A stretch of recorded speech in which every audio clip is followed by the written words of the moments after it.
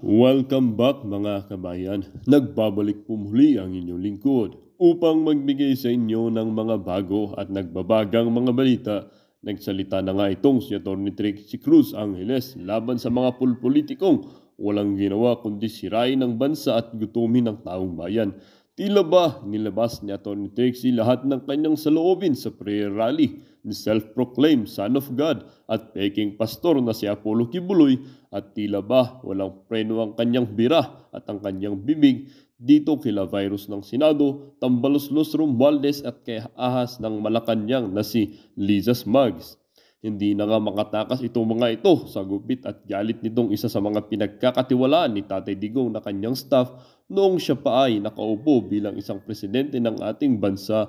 Wala namang magawa itong tatlong tukmol na ito kundi magmukmuk at magtago sa kanilang mga bahay. Dito nga natin makikita mga kabayan na kahit anong tago mo sa iyong mga kasalanan ay maibubulgal pa rin. Well, para nga sa buong impormasyon, panoorin ang buong video. At kung bago ka pa lamang sa aking channel, huwag kakalimutang mag-subscribe, pindutin ang notification bell at piliin ang all upang laging maging updated sa mga bago at nagbabagang mga balita.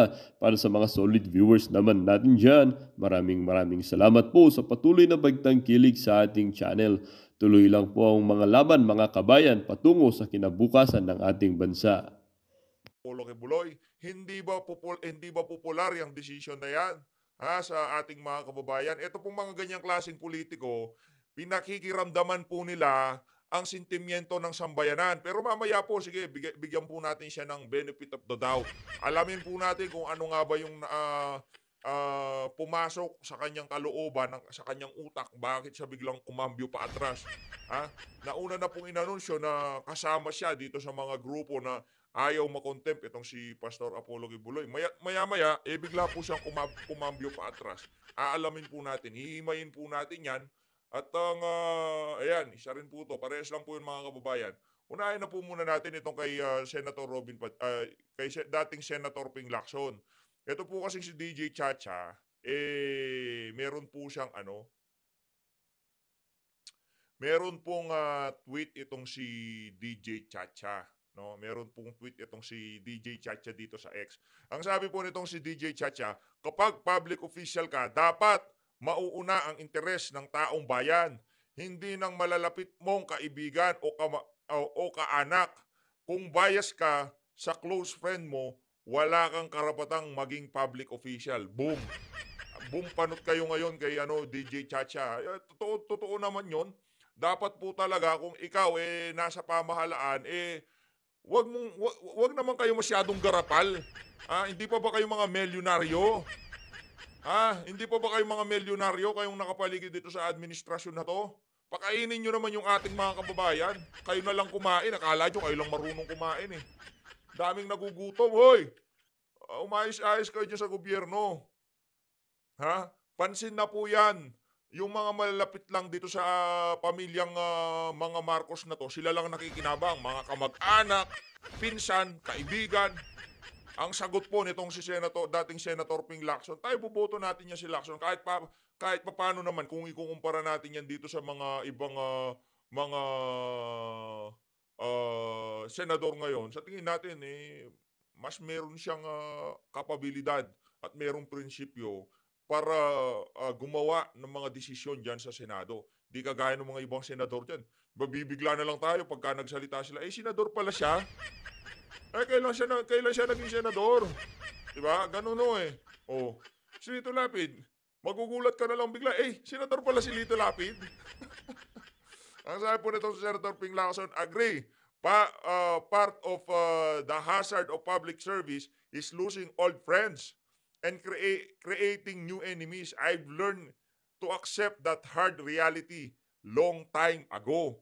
Kailangan po talaga pag nasa gobyerno kayo, yung litanya nitong si Estrada, walang kamag-anak, walang kaibigan. Diba? Pero ano lang yun, laway lang yun. Yun po talaga, yung mga kaibigan mo na hindi mo pagbigyan, magagalit yan. Yun na mga hindi mo kaibigan at hindi mo pagbibigyan, magiging kalaban mo naman yung mga yan. Ganon po yun. Magiging kaaway mo yung mga yan. Yan po ang realidad ng politika sa ating bansa. Anong solusyon dito? Maghalal po tayo ng mga may prinsipyo at hindi yung gusto lang maging milyonaryo. Ha? Maghalal po tayo ng mga may prinsipyo at hindi lang yung gustong maging milyonaryo. Mga patay gutom kayo, di pa ba kayo nabusog? Mga- kayo na lang kumain. Diyan sa PCSO, di pa ba kayo busog? Napakawalang hiya nyo, grabe. Sa totoo lang, bagsak po ang kita ng PCSO ngayon. Dahil mga kababayan natin ayaw na tumaya, pero yung iba, meron tayong nakakwentuhan, alam na nila na hindi sila mananalo. Kumbaga, yung ginagawa na lang nilang libangan ito. Tanggap na nila yung realidad dahil sa mga napapanood nila sa telebisyon, naririnig nila sa radyo, na di umano, napakaraming kabalbalan dyan sa PCSO, tumataya sila, panglibang na lang, pero hindi na sila umaasang manalo. Sabi ko naman, ba't ka pa tumataya? Diba ho? Yun ang problema sa ating bansa. Kayo dyan sa Malacanang, kayo dyan na malalapit dito sa pamilya Marcos na to, di pa ba kayo busog? Mga walang hiya kayo? Hindi pa ba kayo busog? Ha? Yung mga nakapaligid lang po sa kanila yung mga naging milyonaryo eh. Oh, dumako po tayo dito kay JBRC to. Alamin po natin kung ano yung mga naging dahilan nitong tao na to, kung bakit bigla siyang umatras, di ba? Ito po sabi niya. Dali lang po, ayusin natin. Oh. Ito, ang sabi po, my decision to sign the objection letter was based on the fact that the Department of Justice has already pursued the case of sexual abuse and qualified trafficking against Pastor Kibuloy. I believe it is appropriate for the agency to investigate this sensitive issue. Pastor Kibuloy should face the charge before the DOJ to prove his innocence and ensure due process. Napakaganda. Totoo naman. Di ba nga, meron nang inapilang kaso dyan sa DOJ. Yung pag-uusapan sa Senado, pag-uusapan na rin sa DOJ. Ang kagandahan lang, kahit papano, kahit ang ang Secretary of Justice, itong si Remulla, kilala naman natin to si Remulla, no? Kahit si Remulla, at least makakapagsalita, makakaapila yung abogado nitong si Pastor Kibuloy kung sakaling dinigin yung kaso. Sa Senado, wala pong magagawa dyan si Yes, Topacio. Hindi po siya makakaporma dyan. Baka contempt din siya. Ito po. Ito naman po ngayon. Ito, JB Ejercito versus JB Ejercito po to. After careful review of the facts, witness testimonial and additional information such as allegation of rape during the last committee hearing. Ayan. Ngayon mo lang na-realize. Wag mo kami lokohin, JB. Hindi mo kinaya. Na-pressure ka. Sino kayang pupressure sa'yo? I have decided to withdraw my signature today.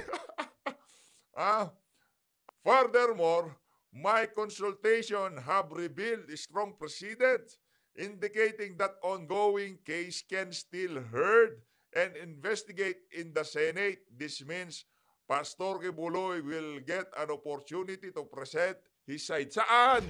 Sa Senado. Sa harap ni Risa Hontiveros. Sir, Senator, Senator JB, hindi pa humaharap yang si Pastor Kibuloy diyan sa Senado. Meron ng side na inaayunan itong si Risa Hontiveros. Huwag po tayo maglukuhan dito. Kayo naman, sir, masyado. Sabihin nyo, hindi nyo kinaya yung pressure. Ang tanong, sinong nagbibigay ng pressure? Kasi malapit na makumpleto nitong si Senator Robin Padilla yung pirma eh.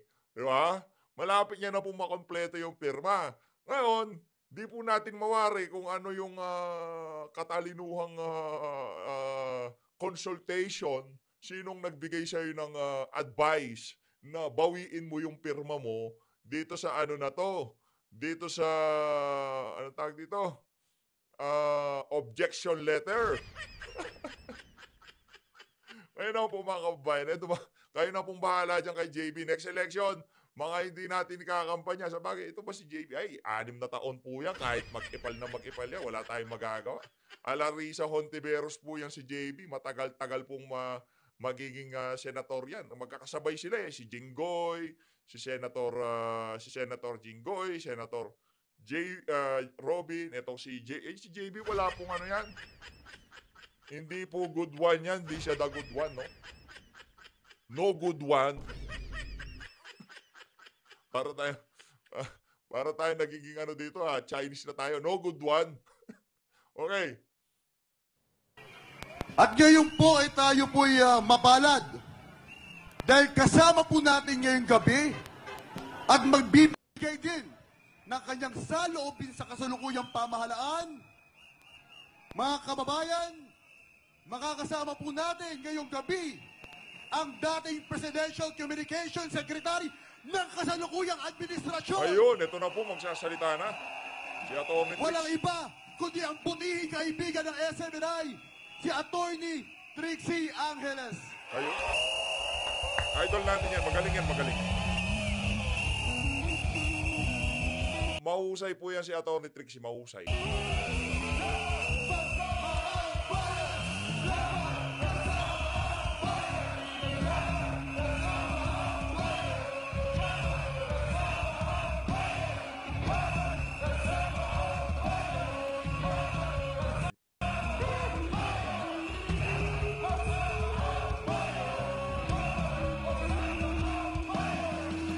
Grabe.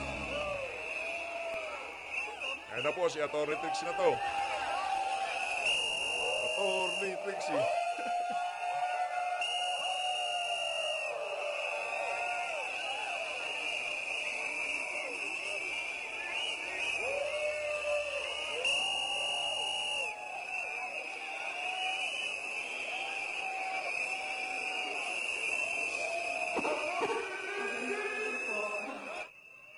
Magandang gabi po sa inyong lahat.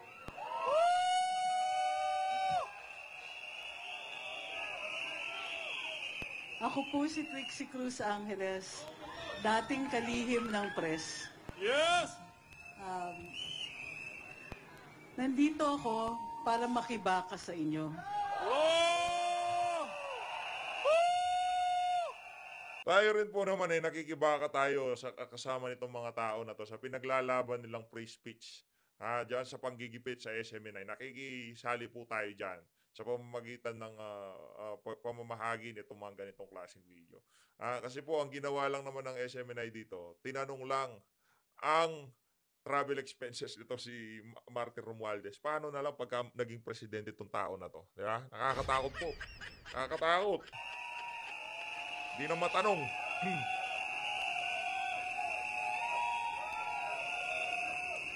Dahil naiintindihan ko kung anong ibig sabihin at ang pakiramdam na biktima ng sariling gobyerno. Grabe. Careful now.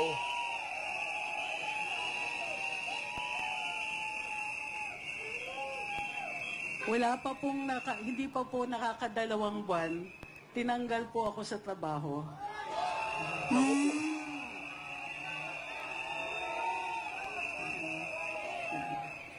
Wala naman Dahil kanino?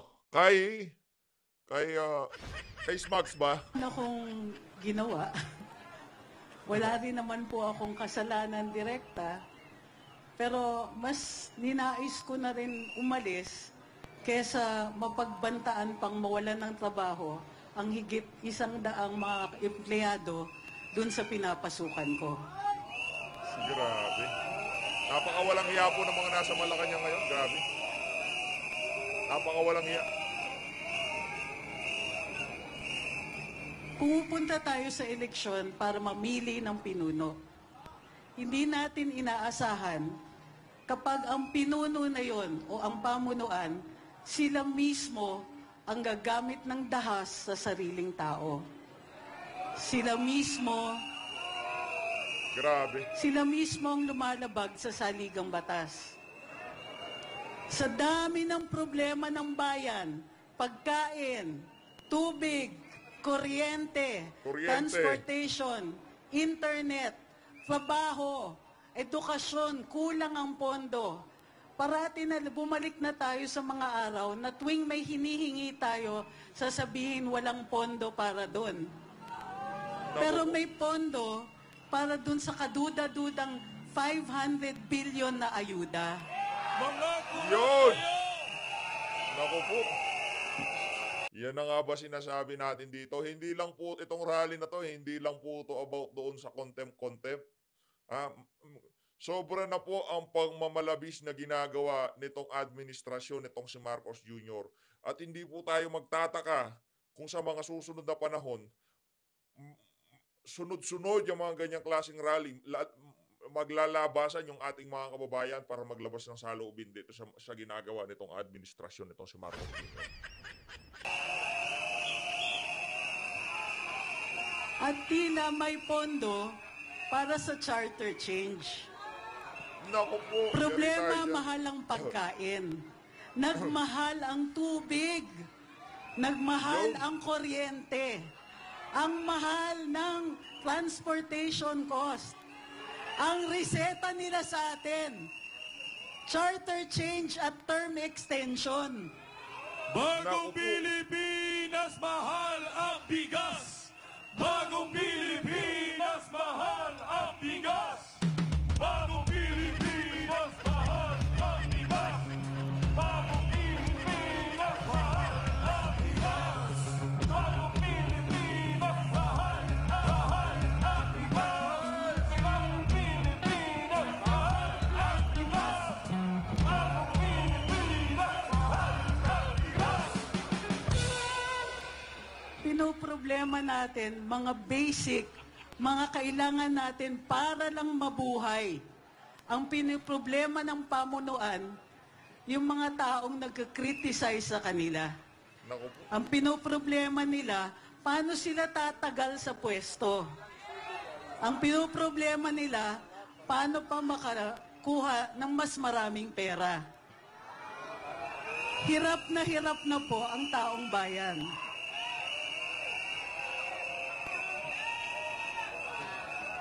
Pati mga taong simpleng mamamahayag, kailangan tanggalan ng trabaho. Grabe naman yan. Kaya alam ko ang maging biktima. Alam ko yung tao na nagtatrabaho lang kayo ng maayos. Ginagawa lang yung dapat ninyong ginagawa at dati nang ginagawa. Pero dahil takot ang pamunuan sa inyo, kailangan tanggalan kayo ng trabaho at tanggalan ng boses.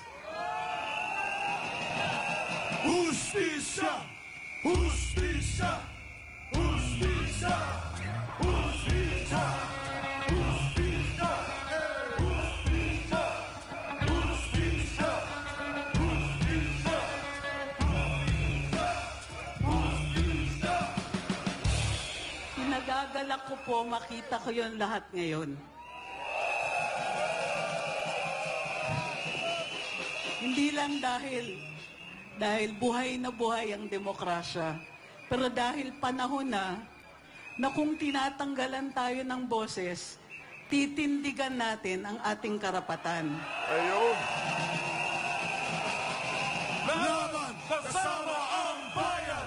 Laban kasama ang bayan! Laban kasama ang bayan! Laban kasama ang bayan! Laban kasama ang bayan! Laban kasama ang bayan! Laban kasama ang bayan! Laban kasama ang bayan! Wala pang 2 taon ng administrasyon. Maaga pa lang nakalimutan na lahat ng pangako. Yun nga. Hindi ba yung pagkain, pangako yun? Hindi ba yung murang bigas, pangako yun? Hindi ba sinabi aayusin, kuryente, tubig, internet? Di ba pinangako lahat yun? Nasaan na yung pangako? Ayun. Sino plane? Sino plane? Sino plane? Sino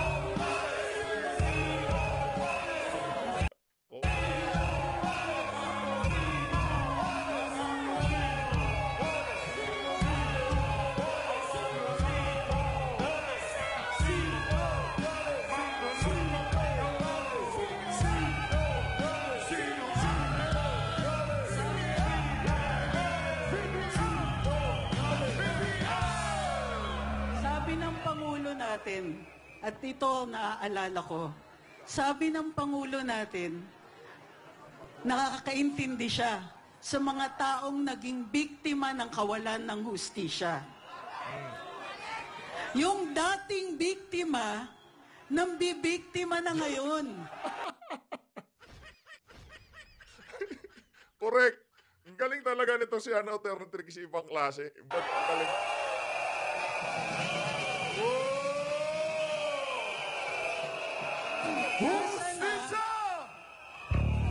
Nasa na yung pangako ng hustisya? Justisya! Justisya! Okay din naman kung medyo patapusin nyo ng mga isa't kalahating sentence itong si Atty. Trixie. No? Okay lang naman. Okay yan, okay yan.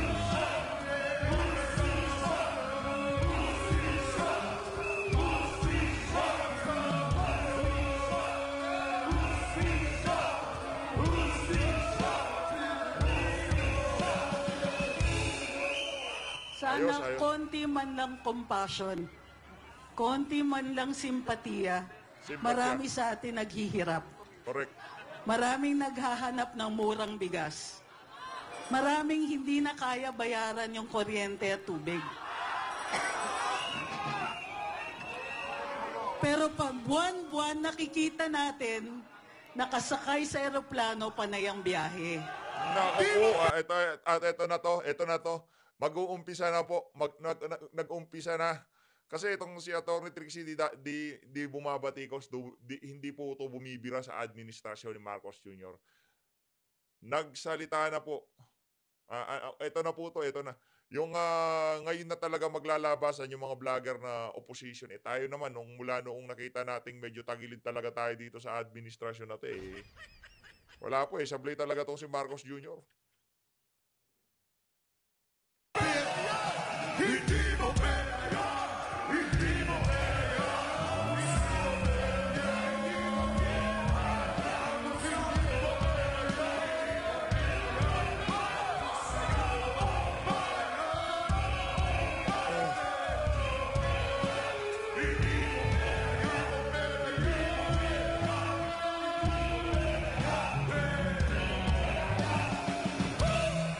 Alam niyo yung mas masakit? Maliwanag yung hinanaing ng taong bayan. Imposibleng hindi tayo marinig. Andito tayo, publikong lugar. Malakas ang boses. Naka-broadcast, nasa social media. Imposibleng hindi nila tayo naririnig. Nagbibingi-bingian po sila. Nagbibingi-bingi. Hindi ka bingi! Hindi kayo bingi! Hindi kayo bingi! Hindi kayo bingi! Hindi kayo bingi! Hindi kayo bingi! Hindi kayo bingi! Hindi kayo bingi! Hindi kayo Ang pinakadasal ko ngayon, sana yung dating biktima, maalala niya kung paano maging biktima. Yo, Maalala niya kung paano mag-alala kung anong kinabukasan niya. Mag-alala kung makukulong ba sila. Di ba may panahon na umabot sila sa ganon? Ngayon sila na nambibiktima. grabe. hindi magagapi!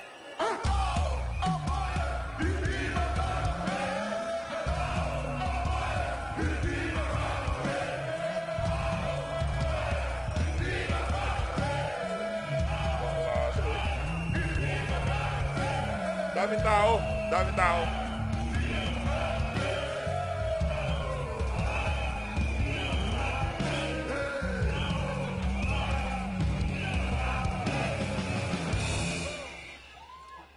Parang maling tao po ata ang kasi meron talagang magiging kumbaga merong isang tao talaga na mag-uumpisa ng lahat ng usapin ika nga. Dito sa punto na to, ang tao na yon itong si Pastor Apollo Kibuloy.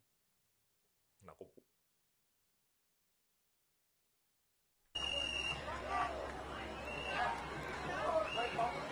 Nung eleksyon, naalala ninyo, panay ang salita tungkol sa demokrasya, tama, tungkol sa karapatan, tungkol sa pagbabangon. Sana hindi tayo kinakalimutan, sila lang yung bumangon eh.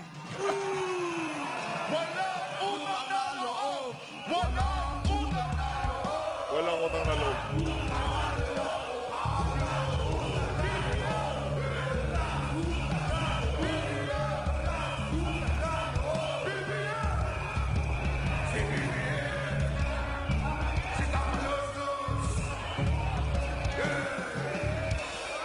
Ang tunay na leader, ang hanap natin. Ang tunay na pamumuno, nakikita niya yung daan. Nakikita niya kung saan tayo papunta at isasama tayong lahat. Tama! Eh, nang iiwan sila.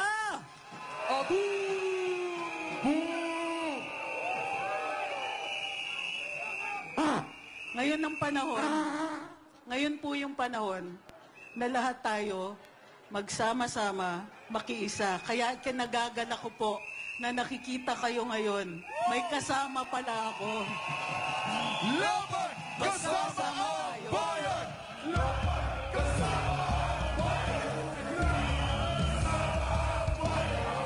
Saka etong ganitong yung rally po na to ibang klase. Yung galing po nitong mga ano.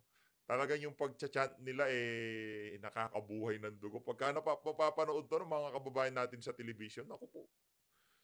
Naku po.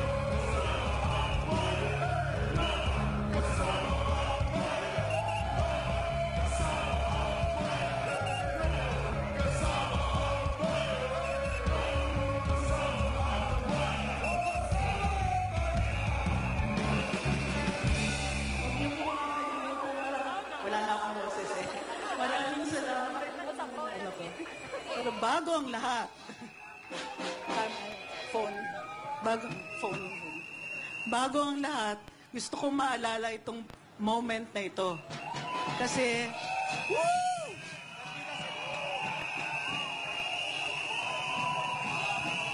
Laban kasama ang bayan! Laban kasama ang bayan! Laban kasama ang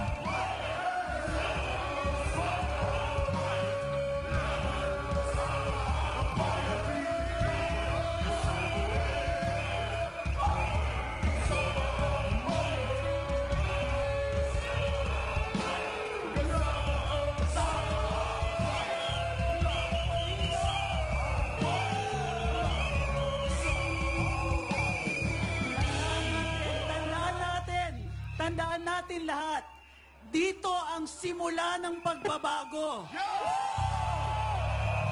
Ituloy ang pagbabago! Magkakasama tayo lahat para sa pagbabago. Kasama ang bayan! Laban kasama ang bayan! Laban kasama ang bayan! Grabe na ang tao.